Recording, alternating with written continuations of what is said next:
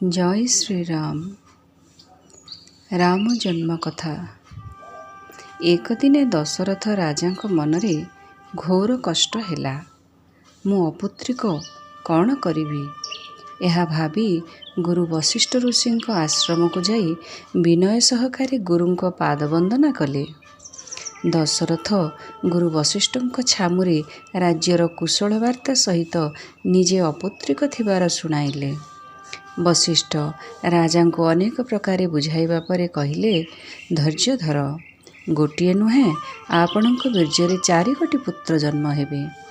ସେ ପୁତ୍ରଙ୍କୁ ତ୍ରିଭୁବନରେ ସମସ୍ତେ ଜାଣନ୍ତି। ସେ ହେଉଛନ୍ତି ଭକ୍ତ ବାନ୍ଧବ ଭଗବାନ। ବଶିଷ୍ଠ ଋଷି ଋଷ୍ୟଶୃଙ୍ଗଙ୍କୁ ଅଣାଇ ପୁତ୍ରେଷ୍ଟି ଯଜ୍ଞ କରିବାକୁ ରାଜାଙ୍କୁ କହିଲେ ଓ ଋଷିଙ୍କ କଥାରେ ରାଜା ଋଷ୍ୟଶୃଙ୍ଗଙ୍କୁ ଅଣାଇଲେ। ଋଷି ଭକ୍ତି ସହକାରେ ଯଜ୍ଞହୁତି ଦେବାରୁ ଅଗ୍ନିକୁଣ୍ଡରୁ ଦିବ୍ୟ ମୂର୍ତ୍ତିଟିଏ ହାତରେ ଚରୁ ଭାଣ୍ଡ ଧରି ଆବିର୍ଭୂତ ହେଲେ। ଏହି ଋଷ୍ୟଶୃଙ୍ଗ ହେଉଛନ୍ତି ବିଭାଣ୍ଡକ ଋଷିଙ୍କ ପୁତ୍ର। ଦଶରଥଙ୍କର ଶାନ୍ତା ନାମରେ ଗୋଟିଏ ଝିଅ ଥିଲା। ରାଜା ପ୍ରୋକ୍ତ କନ୍ୟାକୁ ତାଙ୍କ ମିତ୍ର ଲୋମପାଦ ରାଜାଙ୍କୁ ଦେଇଥିଲେ। ଲୋମପାଦଙ୍କ ରାଜ୍ୟରେ ଅନାବୃଷ୍ଟି ହେବାରୁ ପଣ୍ଡିତ ବ୍ରାହ୍ମଣମାନେ ଋଷ୍ୟଶୃଙ୍ଗ ଆସି ଯଜ୍ଞ କରିବାର କହିବାରୁ ରାଜା ବିଭାଣ୍ଡକ ଭୟରେ ଆବ୍ରହ୍ମଚାରୀ ଋଷ୍ୟଶୃଙ୍ଗଙ୍କୁ ଆଣିବାର ଉପାୟ ଚିନ୍ତା କଲାବେଳେ ଜଣେ ବେଶ୍ୟା ଆଣିବାକୁ ଯାଇଥିଲେ। ସେମାନେ ଋଷ୍ୟଶୃଙ୍ଗଙ୍କୁ ଭୁଲାଇ ଆଣିବା ପରେ ଯଜ୍ଞ ହେବାରୁ ଲୋମପାଦଙ୍କ ରାଜ୍ୟରେ ବୃଷ୍ଟି ହୋଇଥିଲା। ରାଜା ସେହି ଋଷିଙ୍କୁ ଶାନ୍ତା କନ୍ୟାକୁ ପ୍ରଦାନ କରିଥିଲେ। ସେହି ଋଷ୍ୟଶୃଙ୍ଗ ଯଜ୍ଞର ବିଧିବିଧାନ ମାନ ଉତ୍ତମ ରୂପେ ଜାଣିଥିଲେ। ସେହି ଚରୁଭାଣ୍ଡଧାରୀ ଯଜ୍ଞପୁରୁଷ ରାଜା ଦଶରଥଙ୍କୁ କହିଲେ, ହେ ନୃପ, ବଶିଷ୍ଠ ଋଷି ମନ ମଧ୍ୟରେ ଯାହା ଯାହା କଳ୍ପନା କରି ଆହୁତି ଦେଇଛନ୍ତି ସେ କଳ୍ପନା ନିଶ୍ଚୟ ସିଦ୍ଧିଲାଭ କରିବ। ଏହି ହବିର୍ଭାଗ ଚରୁକୁ ତୁମେ ନେଇ ତୁମ ରାଣୀମାନଙ୍କୁ ବଣ୍ଟନ କରିଦିଅ। ଯଜ୍ଞ ସ୍ଥଳୀର ସମସ୍ତ ଋଷି ଆଦିଙ୍କୁ ବୁଝାଇ ଅଗ୍ନିପୁରୁଷ ଅନ୍ତର୍ନିହିତ ହୋଇଗଲେ। ଦଶରଥ ମନ ମଧ୍ୟରେ ମହାନ ଆନନ୍ଦ ଉପଭୋଗ କଲେ। ରାଜା ଆପଣାର ପ୍ରିୟ ରାଣୀମାନଙ୍କୁ ଡକାଇଲେ। କୌଶଲ୍ୟାଦି ରାଣୀମାନେ ଉପସ୍ଥିତ ହେଲେ। ଅର୍ଦ୍ଧାଂଶ ଚରୁ କୌଶଲ୍ୟାଙ୍କୁ ଦେଲେ। ବାକି ଅର୍ଦ୍ଧାଂଶକୁ 2 ଭାଗ କଲେ। ଅପର ଭାଗକୁ ଦଶରଥ ତାଙ୍କ ଅନ୍ୟ ରାଣୀ କୈକେୟୀଙ୍କୁ ଦେଲେ। କୌଶଲ୍ୟା ଓ କୈକେୟୀ ଆନନ୍ଦରେ ହସ୍ତ ଧରାଧରି ହୋଇ ତାଙ୍କ ନିଜ ନିଜ ଭାଗରୁ ଦୁହେଁ ଅଧେ ଅଧେ ରଖି ବାକିତକ ସୁମିତ୍ରାଙ୍କୁ ଆନନ୍ଦରେ ଦେଲେ। ଏହାପରେ ସମସ୍ତ ରାଣୀମାନେ ଗର୍ଭବତୀ ହେଲେ। ସମସ୍ତଙ୍କ ହୃଦୟ ଆନନ୍ଦରେ ପୂରି ଉଠିଲା। ଯେଉଁଦିନ ପ୍ରଭୁ ଭଗବାନ ରାଣୀ କୌଶଲ୍ୟାଙ୍କ ଗର୍ଭରେ ସଞ୍ଚାରିତ ହେଲେ, ଅଯୋଧ୍ୟା ନଗରୀ ସେହି ସମୟରେ ସୌନ୍ଦର୍ଯ୍ୟରେ ଭରି ଉଠିଲା। ରାଜଉଆସରେ ତେଜ, ଗୁଣ ଓ ଶୋଭା ପୂରି ଉଠିଲା। ଏହିପରି କିଛି ଦିନ ପରେ ପୁତ୍ରଙ୍କ ଜନ୍ମକାଳ ପହଞ୍ଚିଲା, ଅର୍ଥାତ୍ ରାଣୀମାନେ ଆସନ୍ନ ପ୍ରସବା ହେଲେ। ସମସ୍ତ ସୁଖର ମୂଳ କାରଣ ପ୍ରଭୁ ଶ୍ରୀରାମଚନ୍ଦ୍ରଙ୍କ ଜନ୍ମ ସୁଯୋଗ ଘେନି ଯୋଗ, ଲଗ୍ନ, ତାର, ବାର, ଗ୍ରହ, ନକ୍ଷତ୍ରାଦି ସମସ୍ତ ଅନୁକୂଳ ଏପରି ସ୍ଥାବର ଜଙ୍ଗମ ସହିତ ସମସ୍ତେ ଆନନ୍ଦ ଭରା ହୋଇ ଉଠିଛନ୍ତି। ଚୈତ୍ର ମାସ ଶୁକ୍ଳପକ୍ଷ ନବମୀ ତିଥି ଅଭିଜିତ ଅର୍ଥାତ୍ ପୁନର୍ବସୁର ଅନ୍ତ୍ୟପାଦ୍ୟ ହରିପ୍ରିୟ ସୁକର୍ମ ଯୋଗ ଏ ଦିବସର ମଧ୍ୟଭାଗରେ ଗ୍ରୀଷ୍ମ କାଳରେ ପବିତ୍ର ସମୟ ଘେନି ଶ୍ରୀରାମଚନ୍ଦ୍ର ଅବତୀର୍ଣ୍ଣ ହେଲେ। ସୁଗନ୍ଧଯୁକ୍ତ ଶୀତଳ ମଳୟ ପବନ ବହୁଥାଏ। ସାଧୁ ସନ୍ତ ଦେବତା ଓ ବ୍ରାହ୍ମଣଙ୍କ ମନରେ ଆନନ୍ଦ ଥିଲା। ଉଦ୍ୟାନମାନଙ୍କରେ ନାନା ବର୍ଣ୍ଣ ଫୁଲ ଫୁଟିଥାଏ। ପର୍ବତ ଶିଖରରୁ ମଣିରତ୍ନ ପରି ତୁଷାର ରାଶି ଖସି ପଡ଼ୁଥିଲା। ନଦୀମାନଙ୍କରେ ଅମୃତମୟ ଜଳଧାରା ପ୍ରବାହିତ ହେଉଥିଲା। ବେଦପତି ବ୍ରହ୍ମା ଶ୍ରୀରାମଚନ୍ଦ୍ରଙ୍କ ଜନ୍ମ ସମୟ ଜାଣିପାରି ଦେବ ବୃନ୍ଦଙ୍କୁ ଘେନି ଆକାଶକୁ ଗଲେ। ଦେବ ବିମାନମାନଙ୍କରେ ଆକାଶ ମାର୍ଗ ପୂରି ଉଠିଲା। ଗନ୍ଧର୍ବ ଯୂଥ ଯୂଥ ହୋଇ ହରିଙ୍କର ନାମ ଓ ଗୁଣଗାନ କରିବାରେ ଲାଗିଲେ। ଦେବମାନେ ଅଞ୍ଜଳି ଭରି ପୁଷ୍ପବୃଷ୍ଟି କଲେ। ଗଗନ ମାର୍ଗରେ ଗହ ଗହ ଦୁନ୍ଦୁଭିସ୍ୱନ ହେଲା। ଦେବକୁଳ, ଋଷିକୁଳ ଓ ନାଗକୁଳ ସମସ୍ତେ ସ୍ତୁତିଗାନ କଲେ।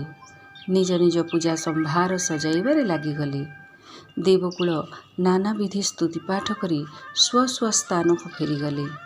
ଯେଉଁ ଅନ୍ତର୍ଯ୍ୟାମୀ ପରଂବ୍ରହ୍ମ ପ୍ରଳୟ କାଳରେ ଅଗାଧ ସଲିଳରେ ବିଶ୍ରାମ କରେ, ସେ ଏବେ କୌଶଲ୍ୟା ରାଣୀଙ୍କ ଗର୍ଭରୁ ଉଦିତ ହୋଇଅଛନ୍ତି।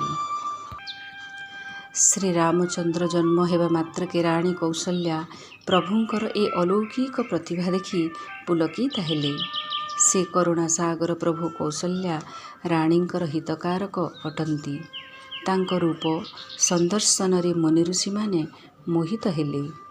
ନୀଳ ଜିମୁତ ପରି କାନ୍ତି, ସୁନ୍ଦର ଜ୍ୟୋତିର୍ମୟ ଚକ୍ଷୁଦ୍ୱୟ, ଚତୁର୍ଭୁଜରେ ଶଙ୍ଖ ଚକ୍ର ଗଦା ପଦ୍ମ ଧାରଣ କରିଅଛନ୍ତି। କଣ୍ଠଦେଶରେ ନାନା ରତ୍ନ ଖଚିତ ବନମାଳା ସୁଶୋଭିତ ହୋଇଅଛି। ଏ ଶୋଭାସାଗର ଶ୍ରୀରାମ ଖର ରାକ୍ଷସର ବୈରୀ ଅଟନ୍ତି। ପ୍ରଭୁଙ୍କର ଏପରି ଲାବଣ୍ୟ ରୂପ ଦେଖି କୌଶଲ୍ୟା ଦୁଇ ହାତ ଯୋଡ଼ି ସ୍ତୁତି ଆରମ୍ଭ କଲେ। କହିଲେ, ହେ ପ୍ରଭୁ ଅନନ୍ତ, ମୁଁ ନାରୀ ଜାତି ଆପଣଙ୍କର କି ସ୍ତୁତି କରିବି?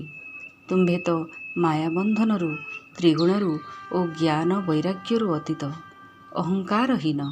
ବେଦ ପୁରାଣ ପ୍ରଭୃତି ତୁମ ଗୁଣଗାନ କରନ୍ତି। ତୁମ୍ଭେ ତ କରୁଣା ସାଗର, ସୁଖ ସାଗର ଓ ସକଳ ଗୁଣର ଆଧାର। ସାଧୁ ସନ୍ତମାନେ ବେଦଦ୍ୱାରା ତୁମ୍ଭର ଗୁଣଗାନ କରନ୍ତି। ତୁମ୍ଭେ ସାଗରତନୟା ଲକ୍ଷ୍ମୀ ଦେବୀଙ୍କର ସ୍ୱାମୀ। ଜଗତ ଲୋକଙ୍କୁ ଦୟା କର। ଆପଣ ଦୟାକରି ମୋହରି ଗର୍ଭରେ ଜନ୍ମିଛନ୍ତି। ଏ ବିଶ୍ୱଜଗତ ତୁମ୍ଭ ମାୟାରେ ନିର୍ମିତ। କୋଟି କୋଟି ବ୍ରହ୍ମାଣ୍ଡ ତୁମ ରୋମମୂଳରେ ବିରାଜିତ ବୋଲି ବେଦ ଗାନ କରୁଅଛି। ତୁମ୍ଭେ ମୋ ଗର୍ଭରେ ଜନ୍ମ ହୋଇଅଛ, ଏ କଥାକୁ କିଏ ଅବା ଉପହାସ ନ କରିବ? ଆଉ ମଧ୍ୟ ସତ୍ୟ ଭାବିଲେ ଆଶ୍ଚର୍ଯ୍ୟାନ୍ୱିତ ହେବେ। ମାତାଙ୍କର ଏପରି ମନୋଭାବ ଜାଣି ପ୍ରଭୁ ପରଂବ୍ରହ୍ମ ହସି ଉଠିଲେ। ପ୍ରଭୁଙ୍କୁ ତ ଅନେକ ଲୀଳା କରିବାକୁ ହେବ। କୌଶଲ୍ୟା ମାତାଙ୍କୁ ତାଙ୍କ ପୂର୍ବଜନ୍ମ କଥା କହିଲେ। ଯେପରି ପୁତ୍ର ସ୍ନେହରେ ତାଙ୍କ ମନ ବଦଳିଗଲା। କୌଶଲ୍ୟାଙ୍କ ମନ ଆନନ୍ଦରେ ମଗ୍ନ ହୋଇଗଲା। କହିଲେ, ହେ ପୁତ୍ର, ତୁମେ ଏଥର ବାଲ୍ୟଲୀଳା ଆରମ୍ଭ କର। ଶିଶୁ ରାବ ଶୁଣିଲେ ସିନା ମୋ ମନରେ ପ୍ରେମ ଭାବ ଆସିବ, ମୁଁ ସୁଖ ଅନୁଭବ କରିବି। ଏ ଅଲୌକିକ ରୂପ ଦେଖି ମୋର ଭୟ ଜନ୍ମୁଛି। ମାତାଙ୍କ କଥା ଶୁଣି ପ୍ରଭୁ ଶିଶୁ ପରି କ୍ରନ୍ଦନ କଲେ। ଶ୍ରୀରାମଙ୍କ ଏ ବାଲ୍ୟଚରିତ ଯେ ଗାନ କରିବ, ସେ ନିଶ୍ଚୟ ହରିପଦ ଲାଭ କରିବ। ସେ କଦାପି ଏ ଭବ ପାରାବାରର ଅନ୍ଧକୂପରେ ଜଡ଼ିତ ହେବ ନାହିଁ। ପ୍ରଭୁ ପରଂବ୍ରହ୍ମ ନିଜେ ଦେବ, ବ୍ରାହ୍ମଣ, ଗାଭୀ ଏବଂ ସାଧୁଜନଙ୍କ ହିତ ଉଦ୍ଦେଶ୍ୟରେ ମନୁଷ୍ୟ ଶରୀର ଧରି ଅବତୀର୍ଣ୍ଣ ହୋଇଅଛନ୍ତି। ଏ ଦିବ୍ୟ ଶରୀର ତାଙ୍କ ନିଜ ଇଚ୍ଛା ଯୋଗରେ ପ୍ରସ୍ତୁତ। ଯେଣୁ ମାୟା, ତ୍ରିଗୁଣ ଓ ଇନ୍ଦ୍ରିୟ ଲାଳସା ପରଂବ୍ରହ୍ମଙ୍କୁ ସ୍ପର୍ଶ କରିପାରନ୍ତି ନାହିଁ।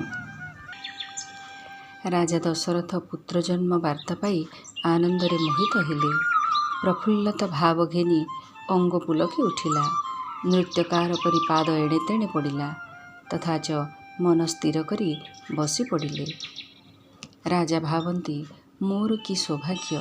ଯାହାଙ୍କ ନାମ ଶ୍ରବଣ କଲେ ସବୁ ଅମଙ୍ଗଳ ଦୂର ହୁଏ, ସେ ପୁଣି ମୋ ଘରେ ଅବତୀର୍ଣ୍ଣ ହୋଇଅଛନ୍ତି। ଦଶରଥଙ୍କ ମନ ପ୍ରେମ ସାଗରରେ ଭାସି ଉଠିଲା। କହିଲେ, କୁଳ ପୁରୋହିତ ବଶିଷ୍ଠ ଋଷିଙ୍କୁ ଡକାଅ ଓ ବିବିଧ ବାଦ୍ୟ ବଜାଅ। କୈକେୟୀ ଓ ସୁମିତ୍ରା ରାଣୀ ଦୁହିଁଙ୍କର ସୁନ୍ଦର ପୁତ୍ର ଜନ୍ମ ହେଲେ। ସୁଖ ସମ୍ପତ୍ତିର ଆନନ୍ଦକୁ ଦଳବଳ ସାଜି ଆସେ। ଆଜି ରାଜା ଦଶରଥଙ୍କର ଆନନ୍ଦର ସମୟ। ସେ ସୁଖ ସମ୍ପତ୍ତିର ଆନନ୍ଦକୁ ଶେଷଦେବ କିମ୍ବା ସ୍ୱୟଂ ବାଗ୍ଦେବୀ ବର୍ଣ୍ଣନା କରିପାରିବେ ନାହିଁ। ରାଜା ଆନନ୍ଦରେ ମନ ଇଚ୍ଛା ଦାନ କଲେ। ଯାହା ମାଗିଲା ଦେଲେ। କାହାକୁ ଆଦୌ ମନା କଲେ ନାହିଁ। ରାଜପଥରେ କର୍ପୂର, କସ୍ତୁରୀ, ଚନ୍ଦନ, କୁଙ୍କୁମ ରଜ ପଡ଼ି କର୍ଦ୍ଦମ ହୋଇଗଲା। ଗୃହେ ଗୃହେ ମଙ୍ଗଳବାଦ୍ୟ ବାଦନ ହେଲା। ଆଜି ସ୍ୱୟଂ ପରଂବ୍ରହ୍ମ ନରଦେହ ଧାରଣ କରି ଦଶରଥ ରାଜପୁରୀରେ ଜନ୍ମ ହୋଇଅଛନ୍ତି। ନଗର ସାରା ଆନନ୍ଦରେ ମାତି ଉଠିଛି। ନରନାରୀଙ୍କ ଆନନ୍ଦର ଲହରୀ ଉଦ୍ଭାସିତ ହେଉଅଛି। କ୍ଷତ୍ରିୟ କୁଳଭୂଷଣ ରଘୁକୁଳ ନନ୍ଦନ ମର୍ଯ୍ୟାଦା ପୁରୁଷୋତ୍ତମ ସୂର୍ଯ୍ୟବଂଶୀ ସମ୍ରାଟ ଭଗବାନ ଶ୍ରୀରାମଙ୍କର ଜୟ।